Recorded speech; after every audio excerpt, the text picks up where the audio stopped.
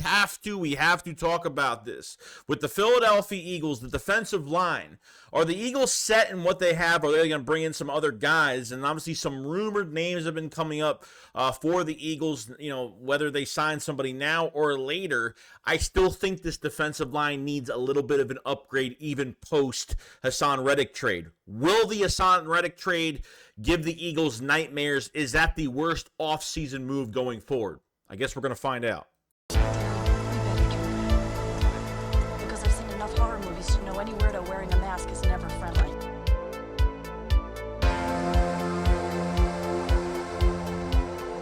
Yo, what is going on, guys? I hope everyone's having a fantastic day today. So I want to go over some news for the Philadelphia Eagles as usual. Okay, I know people are going to say, dude, you need to get over it. Stop talking about it. We're past this. Let's focus on the future. But yes, of course, we need to focus on different things. And yes, we're talking about HaasonReddick going to the New York Jets. Of course, okay? But we have to kind of look back at this and see, is there other moves the Eagles can make? HaasonReddick, you gave him away for literally nothing. A 26 third-round conditional pick that could turn to his second if he plays over 60-something, 60, I forgot what the number was, 67% of the snaps, and I think he needs to have 10-plus sacks this year. So obviously, we're going to be focusing on HaasonReddick during the year to see what his numbers are going to, in a rotation that they're going to have over there. They actually just traded one of their defensive ends to the Broncos, so that's less of a rotation, more snaps for HaasonReddick going forward. And we have to say to ourselves, Reddick hasn't signed his new deal that apparently he was going to get. Okay, so if Reddick stays on this 1-year deal with the money with the $14-15 million that he's getting, for the year, then hey, you know what I mean? Then obviously something happened behind the scenes we didn't know about, and it's been getting just kind of crazy. So might be stuff going on behind the scenes that we'll probably never know. So interested to see if he gets this contract or not. But I'm just explaining this, okay? I'm not crying about it. I'm not trying to bring up old bad thoughts. But this is, if you're trying to win a Super Bowl right now, to trade away HaasonReddick, how it went down, are the Eagles good with what they have right now? You know what I mean? Are they good? Obviously, you paid Bryce Huff that only played 43% of the snaps. You're putting a big gamble on Bryce Huff, which I'm not saying he's going to be a bad player. I think he's going to be a good player, but are you expecting him to get double-digit sacks this year? Is he going to be disruptive? I think he will be. And then really you're putting a big gamble on Nolan Smith, which I could say because, Nolan Smith, if he at least produced last year, and this is all in the coaching at the end of the day, I don't blame Nolan Smith. Nolan Smith had a little bit of an injury, and then later on he started getting snaps near the middle to the end of the season, but it just wasn't enough. Obviously, we had a coaching issue that didn't, know how to use players, or, Nolan Smith had, was a first-round pick. Okay, you got to play him. And obviously, this training camp coming up, Nolan Smith is going to have a lot of time. They're going to give him a lot of reps, whether it's on the edge, outside linebacker, and I think it will be outside linebacker at some point till he at least puts on some more weight as an edge rusher in the NFL, but we'll see what happens. But is this the move that's going to make the Eagles, okay, very vulnerable on the defensive line? Okay, we've talked about it a million times because really behind Jordan Davis as the nose tackle, I mean, Gabe Hall, the undrafted free agent from Baylor, probably will be the backup nose as of right now. Obviously, next to that, you're going to have Milton Williams, you're going to have Jalen Carter. There's really no depth at DT. There's really nothing there. Okay, and then obviously the edge, Josh Sweat, Brandon Graham, Nolan Smith, Bryce Huff, $17 million a year. So you're kind of focusing on some of these other guys, but it just makes me feel uneasy going into a season like this. Do they want more coverage sacks this year? Do they not want to put too much resources into their defensive line going forward? And yes, they did put resources into it because they drafted Jalix Hunt, which I think is going to be a fantastic player. Okay, I think there's something about him that I think something is going to happen with him, and I think he fits the system a lot more. And yes, I think Reddick is not he hasn't really fit the system. The sack numbers are there, but we can't let that blind us because consistently, game to game, Reddick doesn't give you numbers.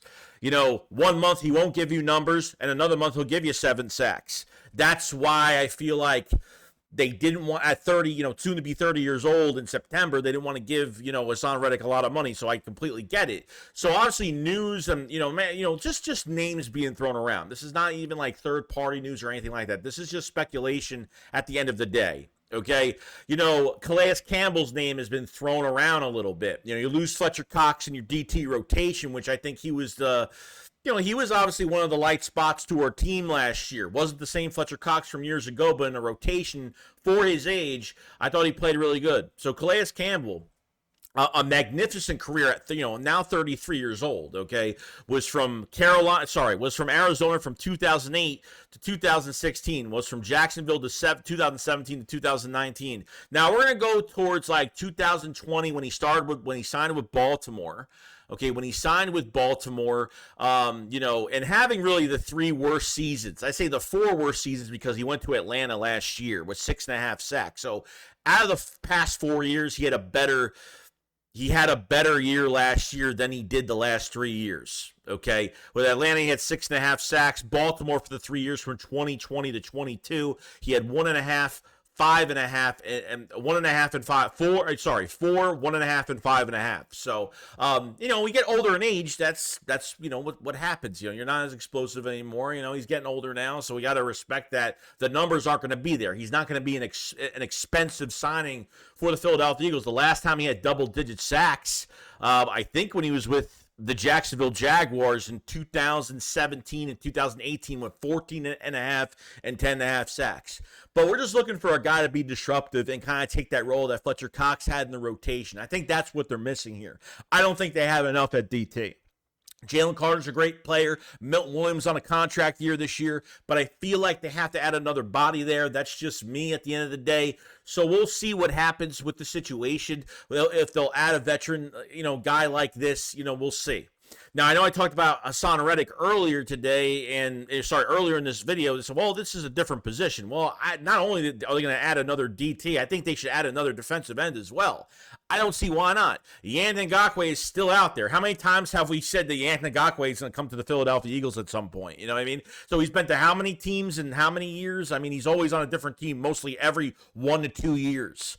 Okay, I think the last team he was on was the Bears. I think he had an injury. There has been some rumors that he will return to the Bears, but nothing has happened yet. These older type veterans now, he's like 28, 29 years old. If this guy can get you 4 to 7 sacks for the year, who cares? You know what I mean?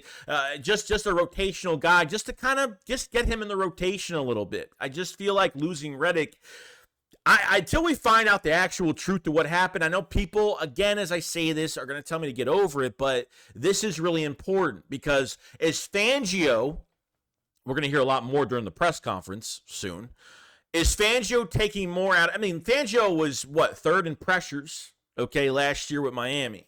Okay, his defensive line always hit home, but he did play some of his linebackers downhill, like Andrew Van Ginkel with 56 pressures and 6 sacks for the year. So we know that linebackers will definitely be a big play in pressure and really helping this secondary out. And obviously with Quinyon Mitchell here and having Cooper DeJean, added to Chauncey Gardner-Johnson and some of these other guys, and whoever plays nickel, wherever they want to decide to throw Cooper DeJean in, are they looking for more coverage sacks this year? Do they want to keep this defensive line just average at this point? You know what I mean? So I don't know. I don't think they're done at defensive line. I'm not saying they should go after a DT and a defensive end, two spots, but sorry to say, but I think they should. I'm not trying to say it, but I'm just going to say it. They probably should go after 2 veteran guys. And then obviously when you go into next year's draft, I think, you have a few guys, depending if they don't resign a few guys. You're losing 3 guys in the defensive line. I mean, Brandon Graham's going to retire an Eagle after this year. Another Eagle that's going to be gone. Okay. You have, Milton Williams. And I'm just saying this now because, he could be re-signed. Who knows? How much money? Probably won't be a lot. Okay, so he'll be an affordable type guy. See what happens. Obviously, you have Moro Jomo that kind of had some flash at the end of the year, but he was a 6th-round pick last year, so he's flashed a little bit, but it's just not enough for me. So if you're this isn't a rebuilding team. This is a team that's ready for a Super Bowl this year. Let's bring the second championship back to Philadelphia. Okay, if you're going for a Super Bowl, that's why I question HaasonReddick the move, the trade, and he has not signed his contract yet. That's why I question that. Not only you draft Jalix Hunt, which is great. I think he's going to be a fantastic player, small school, chip on his shoulder, a better fit in Philadelphia. I'd rather have a guy that's better in the system than a guy that's not meant for the system. But obviously, we're not running a 4-3 defense. We're not letting these guys pin their ears back and attack some of the times. And Reddick has just not been productive in pass coverage. It's just the truth.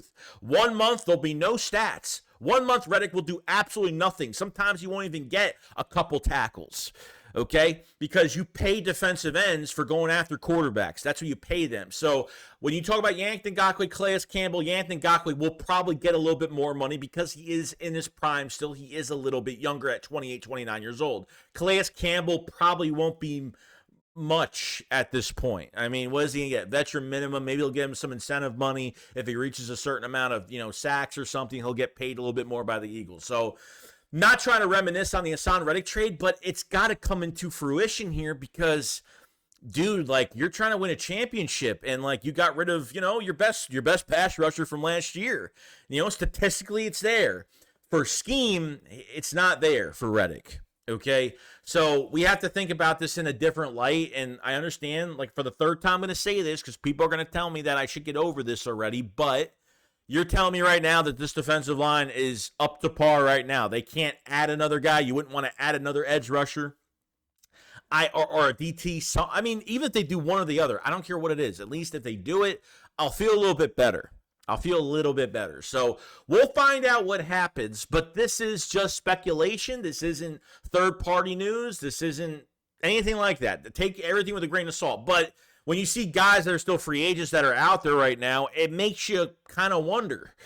You know what I mean? It makes you wonder a lot of things. So we'll see what happens. I'm very excited. Like I said, I'm excited about the defensive line right now. I'm excited about Jalix Hunt and what he's going to bring to this team. Okay, I feel really good about it. But I just have to see what Fangio's handpicked pick is going to be. Playing for this team now, and let the defensive coordinator know how to use them. Then that's great. That's better for us. If the coordinator has all the control over who he's bringing in and knowing how to use guys, I can't really complain about it at all. So we could be pissed off. We could be mad about certain things. And honestly, I think the Reddick trade was one of the worst moves. Not because you just got rid of him, but you got nothing in return. They even helped us for this past draft, and Howie Roseman was such a wizard. We didn't even need that pick for this year. Would have helped, obviously. Maybe you didn't agree with the Kenny Pickett trade, moving from the 3rd to the 4th, moving down a lot of spots there. So I think there's time to move around and see some different things, and we'll see what happens. But it's early in the process. We have a lot going on, and that's pretty much it. So I hope all of you guys enjoyed this video. If you guys haven't subscribed to the channel, please subscribe to the channel for more Eagles news every single day. Hit the like button because it definitely does help. And if you guys haven't checked out the Philly Shakedown merch, definitely check it out. I say this every video. Just go to the site. It's in the description below. Check out the new merch that is there. Appreciate so much for everybody that's been buying merch and doing their thing. You know what I mean? So it's been great, and we appreciate it so much. But you guys have a fantastic day, and I will see you guys on the next one. Don't kill me in the comment section now, because I think this is something to definitely talk about here going into training camp. Losing Reddick and, not replacing stats, but replacing a player of his caliber with the Eagles. And that's all I got to say. All right, you guys enjoy it. I'll see you guys in the next one. Peace out.